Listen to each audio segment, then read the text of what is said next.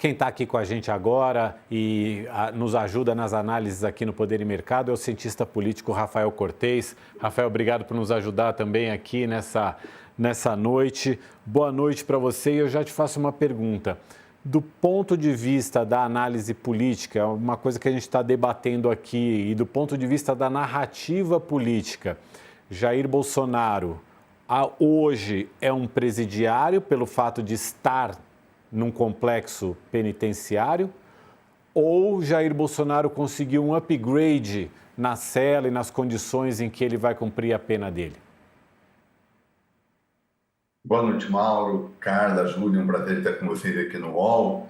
Acho que a resposta da pergunta depende de quem vai estar respondendo, né? Se um bolsonarista, se um crítico ao Bolsonaro, enfim. Acho que do ponto de vista político, Mauro, o ponto mais importante, acho que me parecem dois, né? O primeiro, se a gente olhar para o fenômeno bolsonarista, basicamente o que o bolsonarismo tem feito nos últimos tempos na política nacional é lutar pela prisão domiciliar, né? O mínimo que eles esperam e basicamente é só isso que vem do bolsonarismo mais recentemente, né? Mesmo o pré-candidato Flávio Bolsonaro, boa parte do tempo ele passa reverberando, enfim, fazendo eco a essa demanda que vem do núcleo familiar, mas não só, vem de lideranças importantes. Então, em alguma medida, as manifestações políticas, e aí eu me refiro aos atores políticos, a quem disputa a eleição,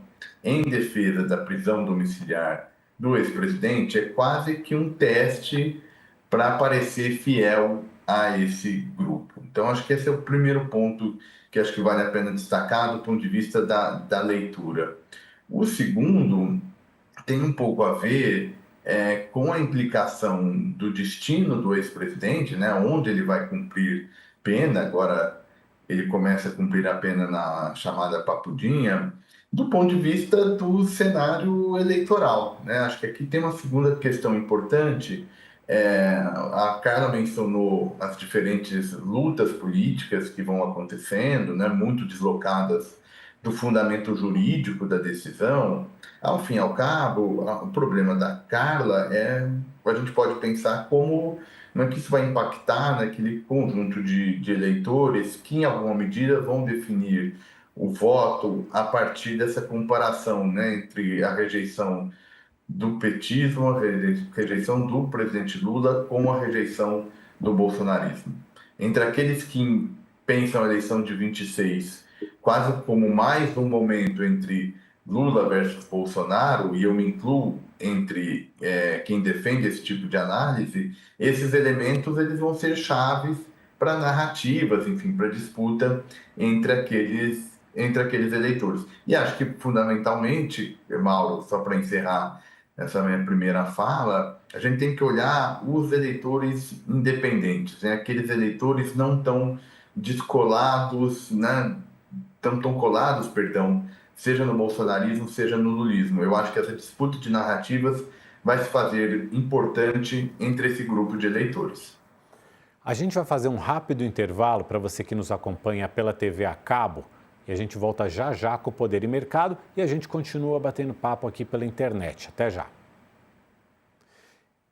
E aí, Rafael, a gente teve hoje, inclusive, algumas movimentações, né? Você estava falando do cenário político eleitoral. A gente teve o governador de São Paulo hoje falando um pouco mais claramente a respeito da candidatura do Flávio Bolsonaro, dizendo que apoia Flávio Bolsonaro, que considera Flávio Bolsonaro um bom nome, explicando que aquele vídeo que ele fez falando que o Brasil precisa de um novo CEO, que aquilo foi num ambiente corporativo e que ele quis falar a linguagem ali do público dele, mas que isso não significaria que ele estava se referindo a ele, mas que era mais um desabafo contra o PT. A gente tem um trechinho da declaração do Tarcísio de Freitas. Para mim o Flávio é um grande nome, já falei que ele é meu candidato, vai ter nosso apoio. A mensagem lá é uma mensagem de desabafo contra o PT. A gente está dizendo ali o seguinte: a gente precisa, na verdade, de um gestor que pense o Brasil, que tenha liderança para enfrentar os grandes desafios, para resolver os problemas são sérios. E Tarcísio de Freitas confirmando que é candidato à reeleição, dizendo mais uma vez que é candidato à reeleição em São Paulo. Rafael, isso foi o que aconteceu ao longo do dia. De repente vem a transferência de Jair Bolsonaro para Papuda. Como é que fica o Flávio Bolsonaro nessa situação? Que tipo de posição ele deveria ter nesse momento? Olha, ele fica preso, digamos, e aí quando me refiro preso, do ponto de vista da construção de uma candidatura a presidente, como ele parece ter colocado quando se assume pré-candidato.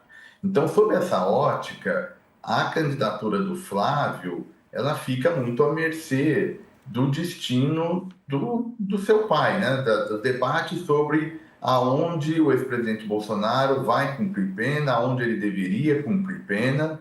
E acho que eu reforço mais uma vez o ponto da Carla. Isso tem que ser separado da questão jurídica para esfera política. Então, muito provavelmente, as próximas horas vão ser marcadas por algum tipo de repercussão que o Flávio vai fazer dessa nova decisão do ministro Alexandre de Moraes. E ao fazer essa repercussão, que muito provavelmente vai ser crítica a essa decisão, ele de alguma maneira ele vai moldando a maneira como o eleitorado vai enxergar a sua candidatura lá em 2026, se ela for confirmada. Então, cada manifestação desse tipo é uma forma, de alguma maneira, do ex-presidente Bolsonaro condicionar o movimento da elite política, incluindo seu filho, que é, nesse momento, pré-candidato a presidente em 2026. A gente já está de volta com você que nos acompanha também pela TV a cabo. A Carla tem uma pergunta para você, Rafael. Eu tenho. Primeiro, obrigada, Rafael. Conheço ele há muito tempo, quero fazer. Mas antes, deixa eu só fazer uma observação, porque checando as informações sobre a ida, entrada, saída do Bolsonaro, eu acabo de ter informação da Polícia Federal que ele, de fato, chegou ao complexo penitenciário da Papuda, saiu para exame de corpo de delito e aí voltou ao pouco. Então, agora sim, toda essa confusão, de fato, explicada, Mauro.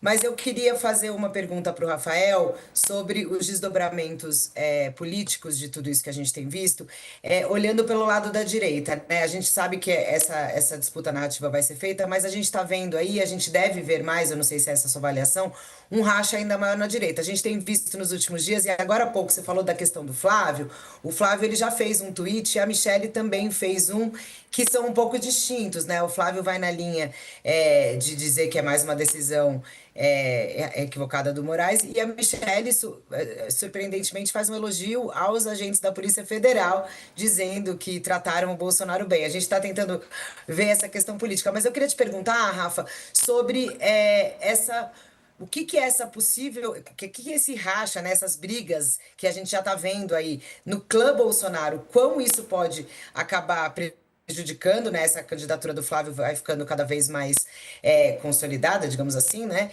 E também, se você concorda com a avaliação que algumas pessoas da direita tentam desenhar, de que lá no fim, se tiver o segundo turno, a direita toda vai se unir e aí sim derrotar o Lula. Dá para fazer essa leitura ainda, mesmo o Flávio sendo candidato, aí pensando em Zeme, etc, estão nessa... Há quem acredite nessa possibilidade. Como é que você vê isso hoje, nesse cenário que a gente está? Cara, eu vou começar pela parte final da sua pergunta, que eu acho que ela é fundamental aí na análise das estratégias do ponto de vista da oposição, né? Ou seja, a oposição ainda não sabe quem vai ser candidato, né? E não sabe quantos serão os candidatos ou candidatas em 2026 para enfrentar a campanha da reeleição do Lula. No fundo, a sua pergunta, ela reflete uma tese de que, de fato, é comum entre alguns líderes de que não haveria problema, do ponto de vista da direita, da oposição, no primeiro turno ter uma série de candidatos, né? Porque, no fundo, haveria o debate em primeiro turno, quem quer que chegasse no segundo estaria com o apoio dos demais. Então, se a gente pegar lá o antipetismo, pode até dividir no primeiro, mas no segundo eles estariam unidos, então não teria grandes problemas a existência de uma competição eleitoral no primeiro turno dentro da direita. Eu acho que essa leitura é mais para inglês ver, mais para consumo externo do que propriamente real, no sentido do efeito que isso pode ter. Dito de outro modo, né, lançar vários candidatos sempre é ruim para quem quer ganhar uma eleição. Nunca é suave a relação entre essa rivalidade dentro do mesmo campo. Então vamos imaginar, por exemplo, a candidatura de Flávio e vou pegar aqui um exemplo aleatório do governador do Paraná, Ratinho Júnior, também percebido como um possível pré-candidato. Se ambos saírem, de alguma maneira eles vão ter que fazer algum tipo de crítica ao outro, vai ter que ter algum tipo de antagonismo, algum tipo de debate político. E ao fazer isso, o eleitorado acaba também se dividindo, fica mais difícil fazer uma campanha que explore a rejeição, que também é alta, do presidente Lula, de tal sorte que eu viria com olhos conservadores essa ideia de que dá para sair um monte e vamos ficar junto lá no segundo turno. Isso aparece nesse momento, né, Carla, nesses debates sobre como é que vai ser a chapa. Porque está todo mundo querendo um pouco lugar nessa chapa. Michele, uma hora, faz um discurso mais forte, recua, tentando ver se encontra um lugar ao sol na herança desse bolsonarista.